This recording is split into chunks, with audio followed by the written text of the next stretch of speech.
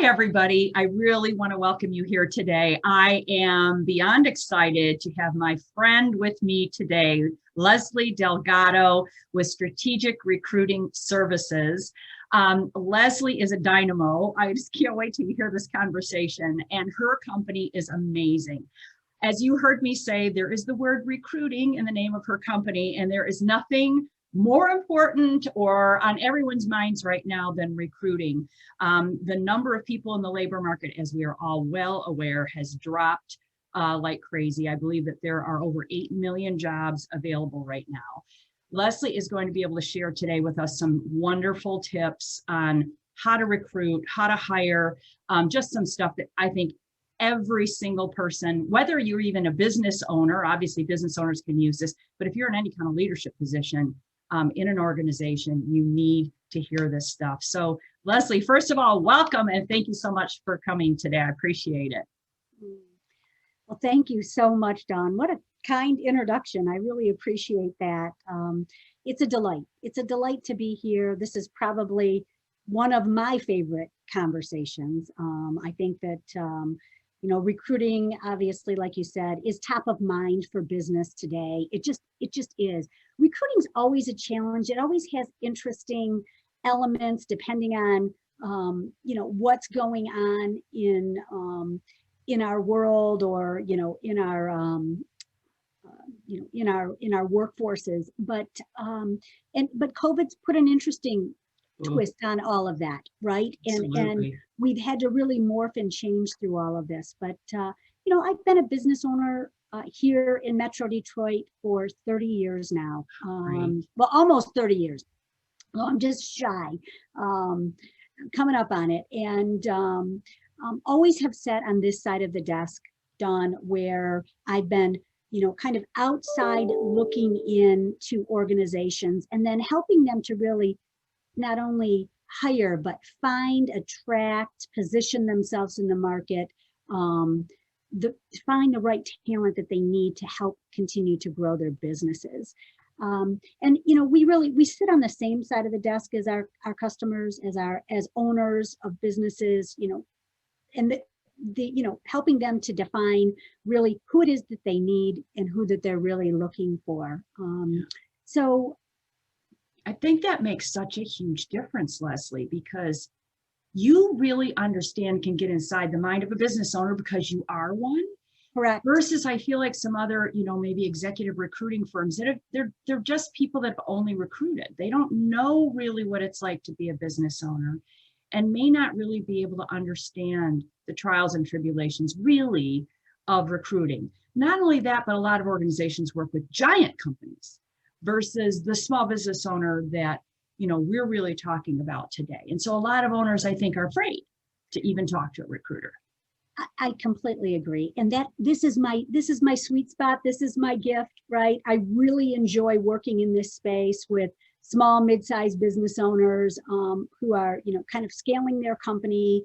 Recruiting is its own beast. And, the nice thing about working with someone like us is that we are outside objective thinkers in this process, yes. Right?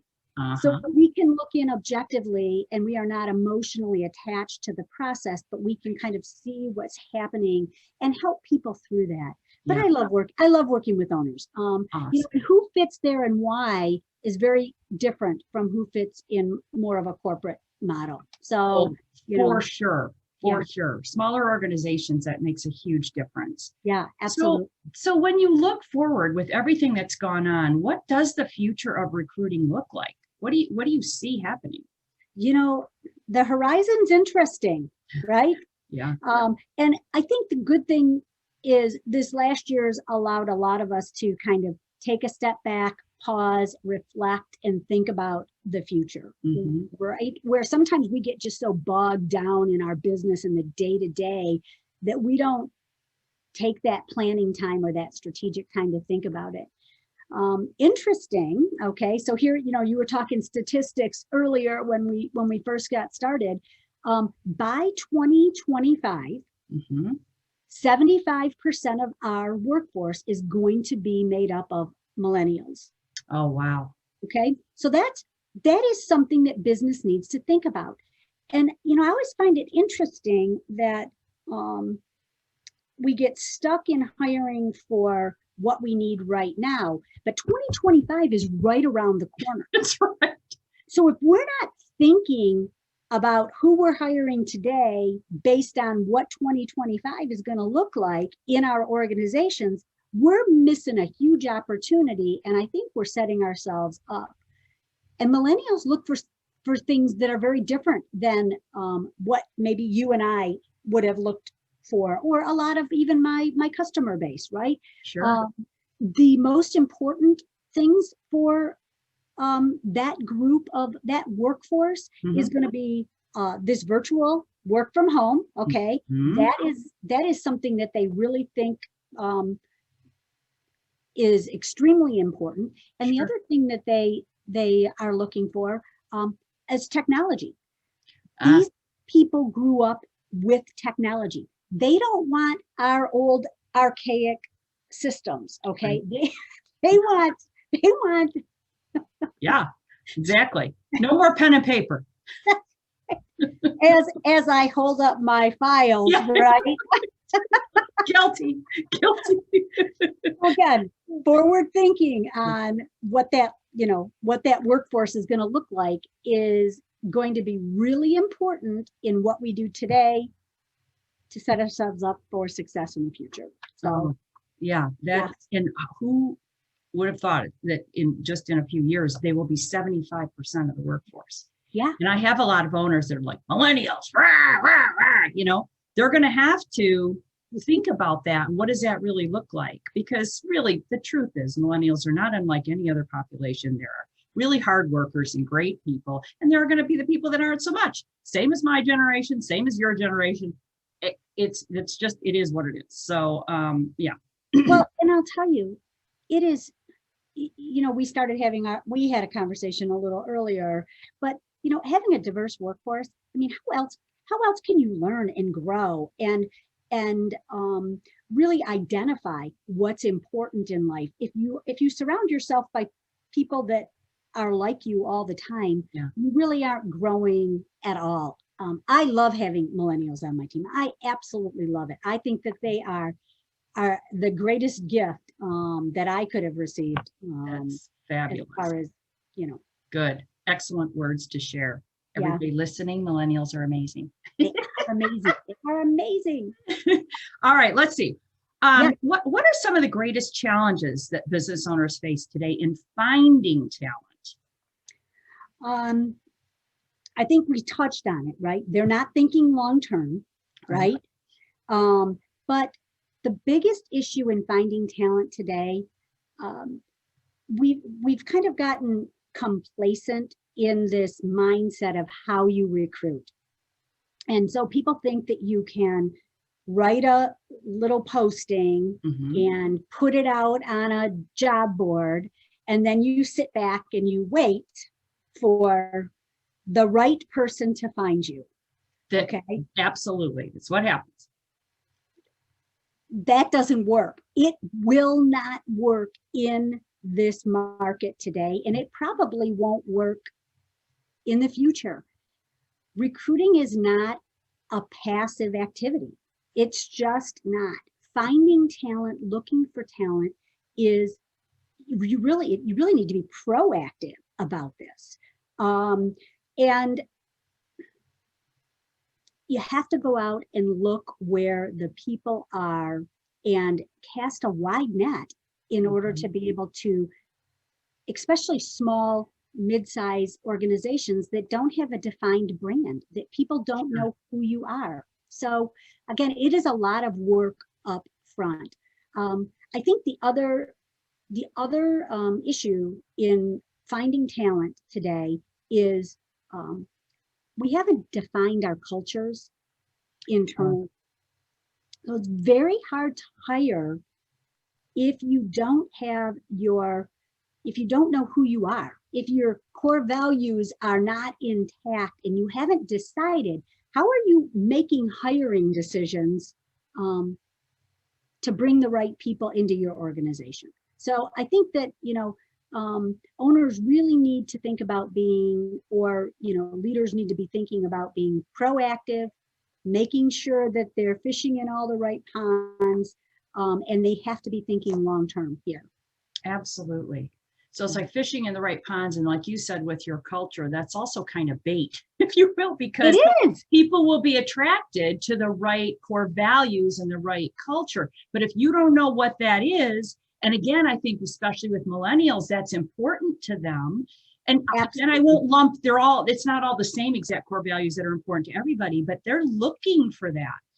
Right. And I think you're right. So many organizations, they bring in people very passively, like you said, and then all they do is they ask them questions just based on their resume. So how did you do, tell me about this specific skill set? But there's no questions that they're really asking to get to know the person on that core value level. And then they bring them in and they can't figure out why they've got a square peg in a round hole. So I know you're going to make sure that those things are defined, that you're really finding not just this technical skill set, but those attitudes, aptitudes, all that personality wise, it also fits. And that's critical in a small business. Hands down, no doubt about it. It's got to be done. Well, and I think you just touched on, a really important point there. People are not their resumes, right? Oh. They just are not. The things that are important to us really don't show up on a resume. Okay. Absolutely. That's just kind of a historical account of who someone, what their technical skills happen to be. Right. But if in the hiring process, you haven't first considered how well someone fits in your organization and their attitude, it really doesn't matter what their skill sets are. Right. And how can you define how well someone fits in your organization if you don't know what those core values are? Okay, so again, the whole thing kind of goes together. And I think that that's mostly where people get lost. They don't understand that hiring starts before the hiring starts. Mm-hmm. Hiring starts way over here, right? Defining our cultures, who we are, so that we can then go out and fish, find, look for the right people. Mm-hmm. And then we've got the next step of the process, right? Which is which we'll probably talk about. Yeah. How do you bring them in? How do you bring them in? Right. Right. And retain them. So it all, our employees are our greatest assets. We say that all the time. Yeah. It just rolls off people's tongue. But I sometimes wonder if they really think through what that really means. Right.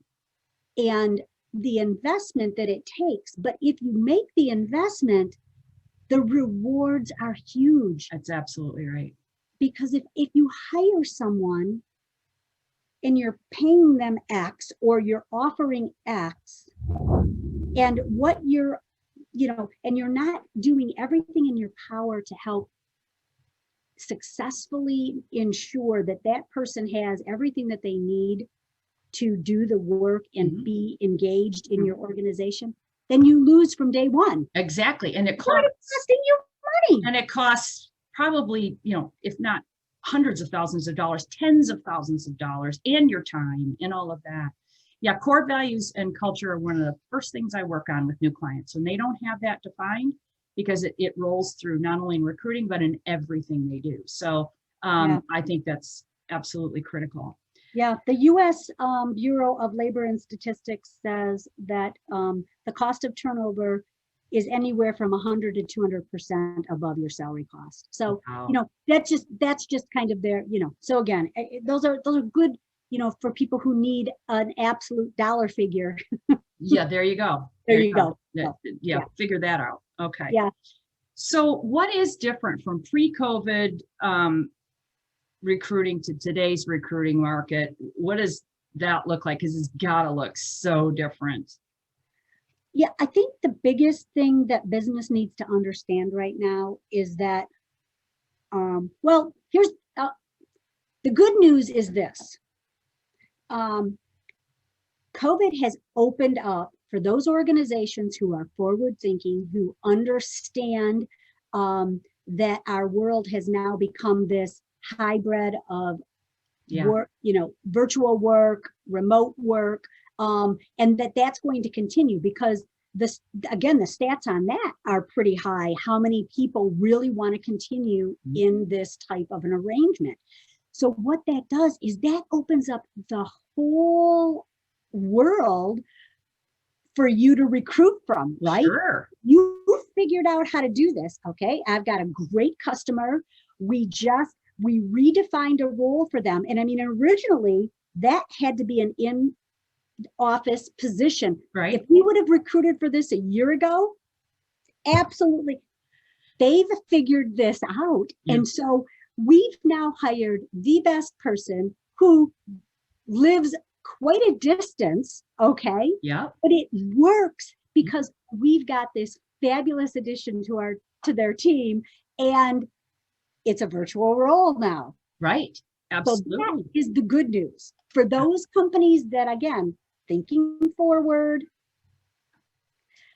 The tough news right now, we have you said there's 8 million openings out there, right? We have lost 2.3 million women in the workforce because of COVID. It's heartbreaking. It's so heartbreaking. Trying to be teacher, worker, all of these things has really shrunk our workforce. Sure.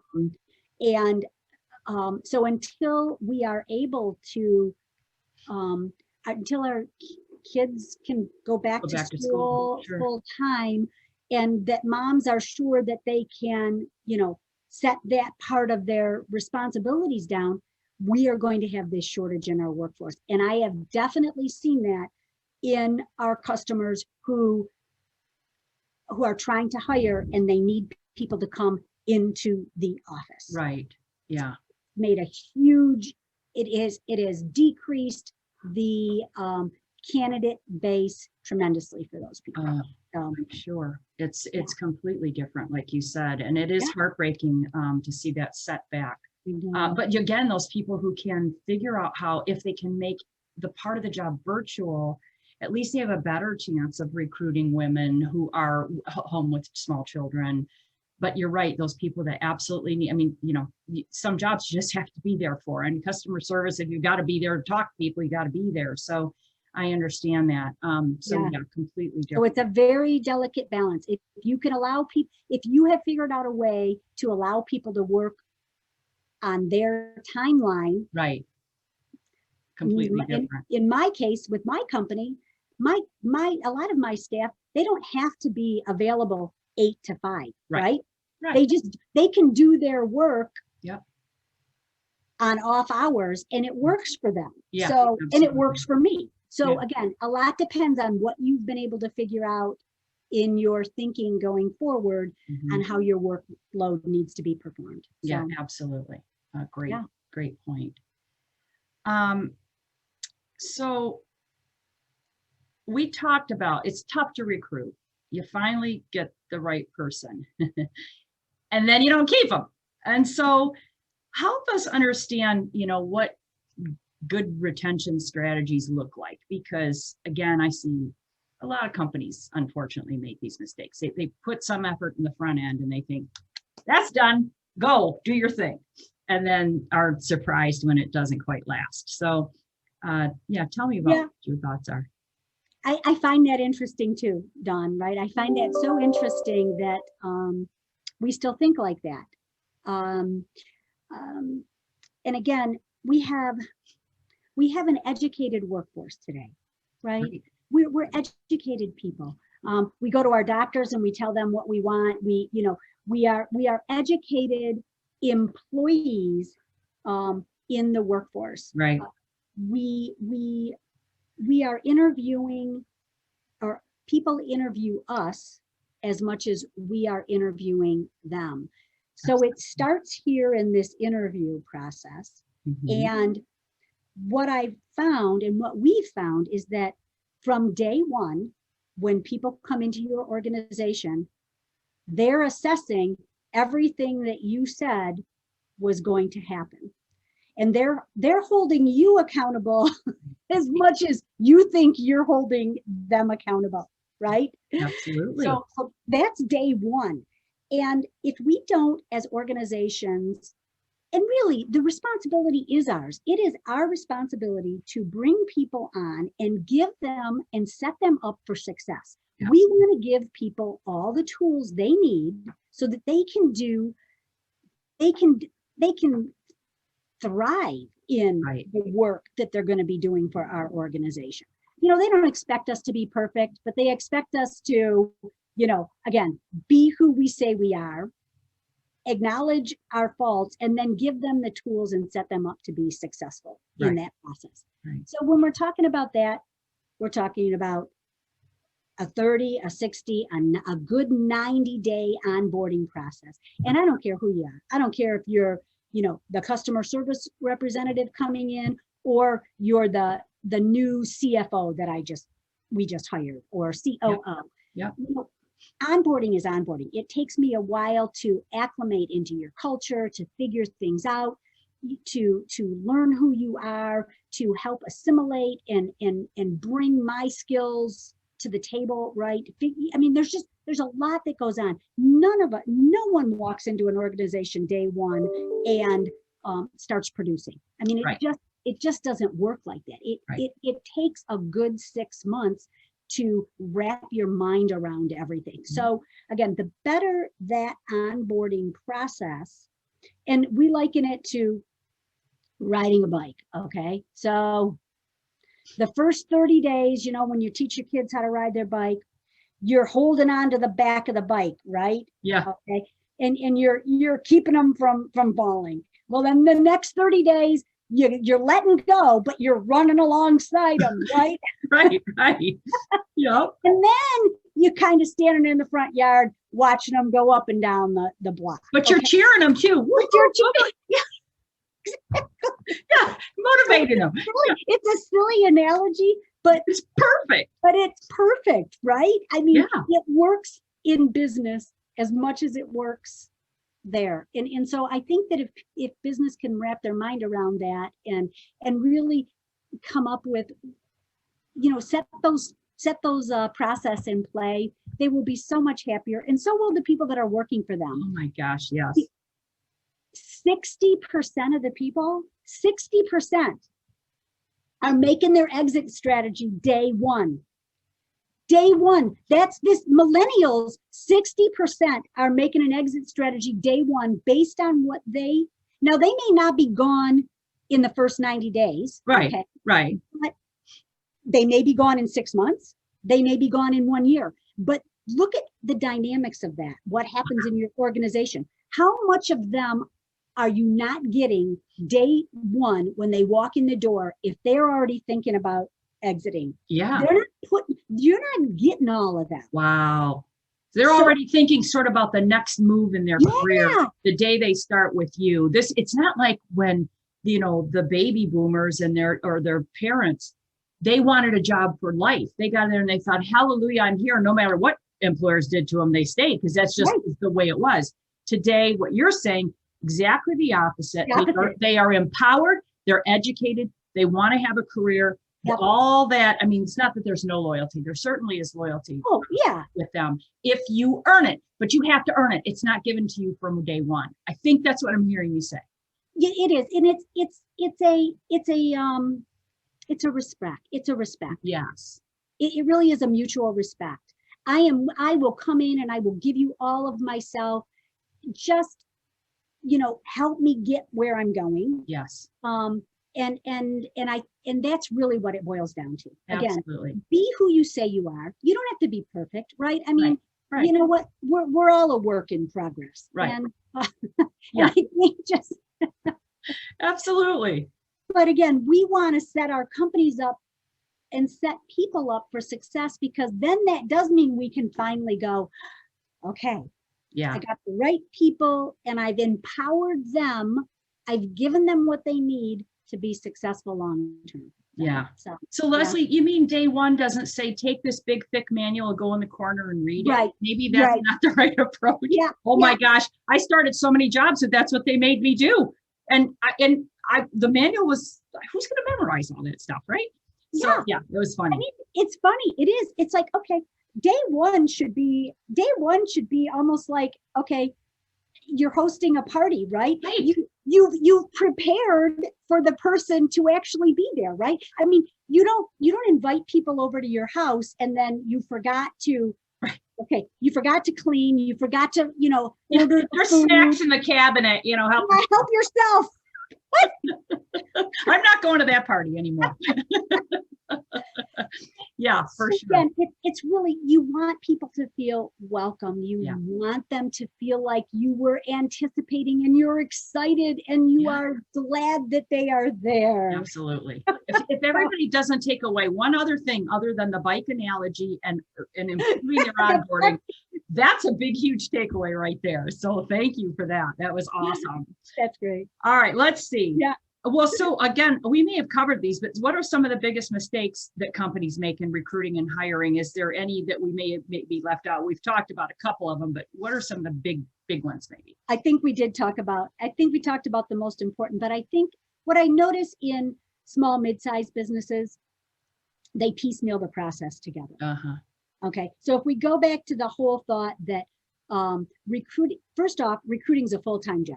It's not something you can passively do sometimes when it fits into your schedule. Right. And what I've noticed with, my customer base, generally 20 to 70 employees, no real HR, or HR is so completely overwhelmed, the last thing they have time to do is recruit. Right. Again, it's a full-time job out there. You can't kind of sort of do this. Right. And so companies give this responsibility to people who already have a full-time job in their organization, and they're supposed to fit that in. Well, it just doesn't work that way. Right. You have to be engaged in the recruiting process as much as you have to be engaged in the onboarding process all the way through. Right. So again, if you don't have 6 months of, because average search today, 12 to 15 weeks, depending on who you're looking for. That's an engagement process. I mean, you might get lucky if you've got your brand built, but again, that's a long time to be engaged. So, piecemealing it together, probably not a good idea. Right. That makes so much sense. And again, back to the hiring for fit, attitude, and then skills. I will say that is something about recruiting that will never change. That won't ever change. It hasn't changed. It doesn't matter what the market is. Again, if you don't get the first two right, it really doesn't matter what someone's skill sets are, because you've just set yourself up for failure. Absolutely. And your team up for failure, because now you've got a morale issue, or you've got other issues that you have to contend with. And usually those are the calls I get from most CEOs. That's what's keeping them up at night. Either they can't find the people, or the people that they have are creating so much turmoil in their organization. They spend more time thinking about that. And then they do all the other strategies. Productive. Absolutely. Yeah, and also, if one cancerous person, boy, it just creates such, it's awful. And I will also say this, Lesley, I coach a lot of owners who are not great at confrontation in their organizations. Sure. They're timid about holding people accountable. They're timid. They don't like to fire people. It's uncomfortable. That's not really the culture that they like. For those people, I would say, if you want to do less of that and take that out of the equation, do the work on the front end, get the right people in the door, and you will have to do that far less. Because again, most small businesses are like, this is my family. I want to have this really warm, comfortable atmosphere in many, many cases. And those are the folks, they struggle with letting those, even though they see that person wreaking all kinds of havoc, it takes them a very long time to get rid of them. And that, again, in the scheme of things with customers, with trying to grow your business, that is a bad case scenario. So spend your time in the front end, and you'll have to do way less of that on the back end, is what I see as makes sense. Yeah. I really want to ask you this question, because I think this is so critical. Again, in light of the conversations that we're having today. And that's all about how important is compensation. Clearly, a lot of conversations going on today about the potential for a $15 an hour minimum wage. There's a lot of politics around that. I know a lot of people are saying, I can't hire anybody because of the stimulus checks that are out there. There is so much talk about what to pay people today. And I know it's got to be important, but I know there are other elements. So help me, share with us your thoughts on that.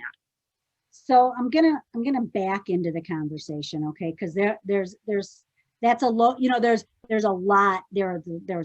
of. We could talk for 2 hours just on that. Yeah, just on that subject alone. But I'm gonna start with culture, okay? So culture trumps everything, right? Culture trumps everything. Compensation is always important in the regards that we pay people fairly for the work that they're doing and we treat them well. I've seen more people leave organizations based on culture than I have on pay, okay? And once you get a reputation for not paying well and not having a good work environment, you're sunk, okay? I've seen plenty of organizations. Now I do think that we should have a fair wage, okay? Right. I think that everybody should be able to afford to live, pay their rent, have a vehicle, have food on their table and have health care. I think that's just the right human thing to do. Okay. So all else aside, that's just, those things are really important.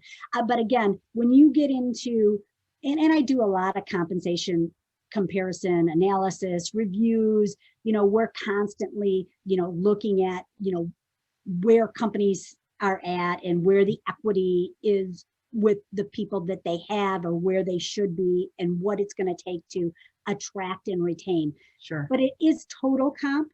It's not necessarily the base.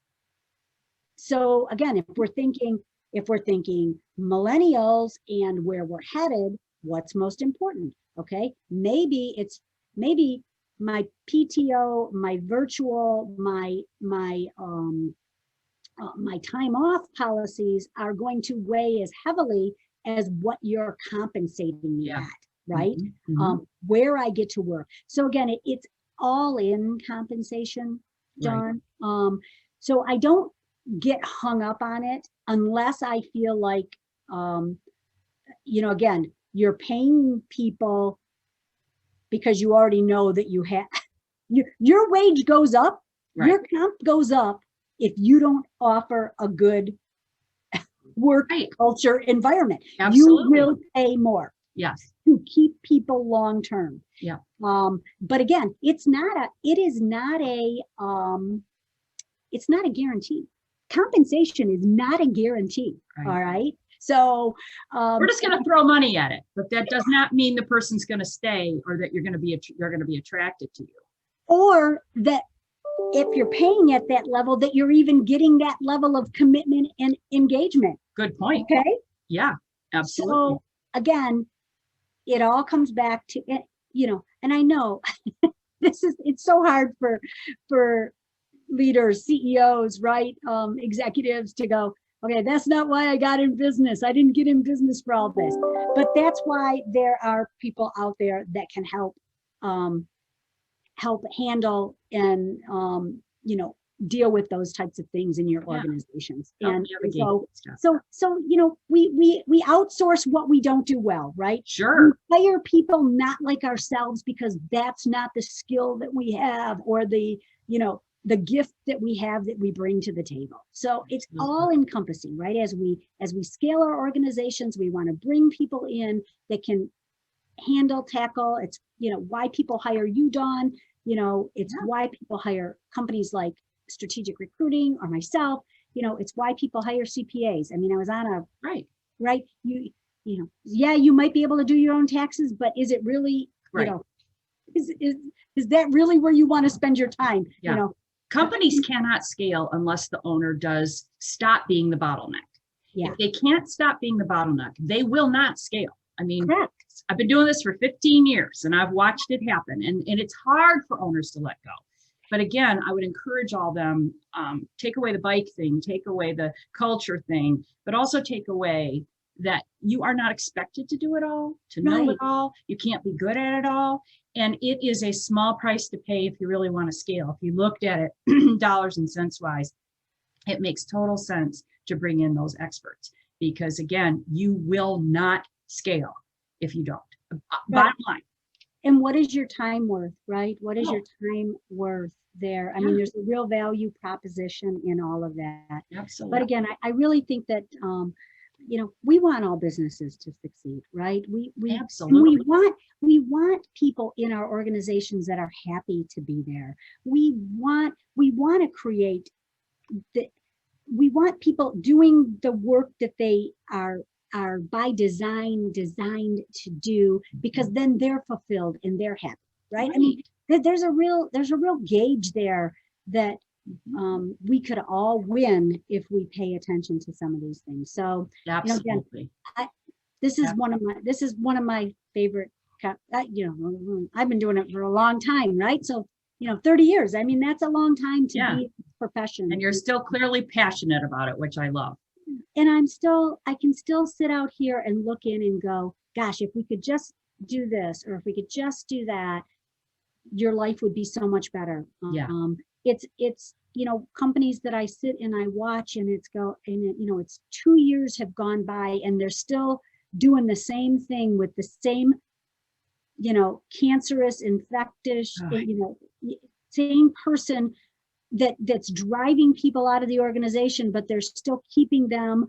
And or instead of hiring people based on attitude and fit that we could train, if we did it 2 years ago, by now we'd have some real superstars in our company, but we're just so adamant that we have to have, again, that investment up front should lead to long-term success. Absolutely. So again, strategy, forward thinking, the horizon is changing. Yeah.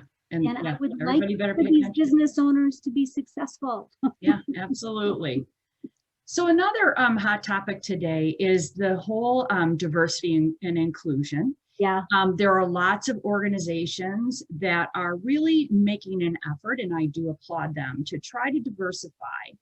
And it's for all the right reasons. As you and I know, that teams that are diverse, those companies perform better financially. Right. They can be more forward thinking. They come with different, our world is made up of all these different cultures and attitudes. And if our organizations don't reflect that, it is more difficult to service our customers, because they're going to start to look, they're looking more and more like the world and like this rainbow. And we can't have all the ideas just by ourselves. There's just too much information out there. An owner can't know everything. So It's important to bring on these people with different ideas. But again, that's scary. But there are those organizations that are like, yes, I'm finally ready. I want to do this. I want to get out there and try. But it's not that easy. So I don't know. What are your thoughts on, diversity and inclusion, or DEI, as a lot of people shorten it to? Well, I think overall I have some wonderful friends that are experts in the space, and I would always defer to them for their knowledge and expertise. I would say this is not something you just give lip service to. Mm-hmm. You don't hire a token diverse candidate and assign them this responsibility. Right. Again, that's just, your heart has to be in this. You really have to be open-minded for the change. I can't imagine being in an organization that isn't open to, again, hiring people that are different than them. How else do you grow and learn and think about life? So we really have to get away from some of our systemic thoughts that we've had for so long. We've got to rethink the way that we do absolutely everything. And I think that how we employ people, who we employ, those should all be top of mind as we're making plans for the future and our future workforce, and how to become inclusive. Right. Um, So and much it- of it, I think, is somewhat subconscious too. I know of a It is. firm that they would, I mean, and this again is proven if you read any articles, but they were recruiting, and you had to turn in plans for them to, architectural drawings for them to review.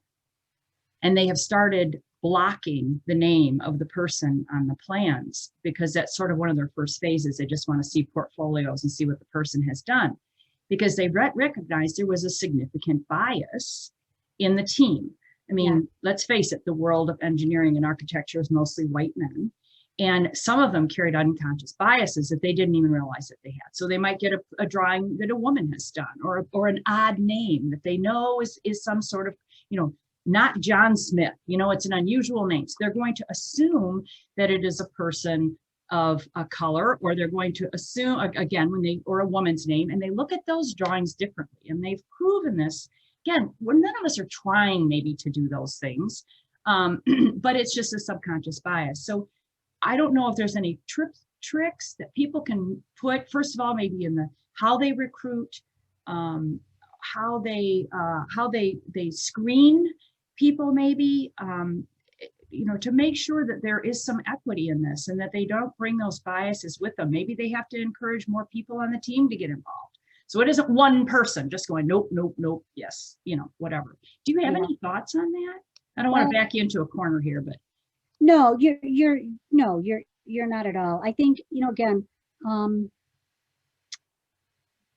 privilege is something that needs to be thought about, and we need to understand it, and we have to go. We can't do this unconscious thing anymore. Right. We've got to be able to have the conscious conversations about what's real and what's happening. And I can think of several examples this week where this conversation has come up, where assessments were done and this person was hired because of where they went to school, who they knew.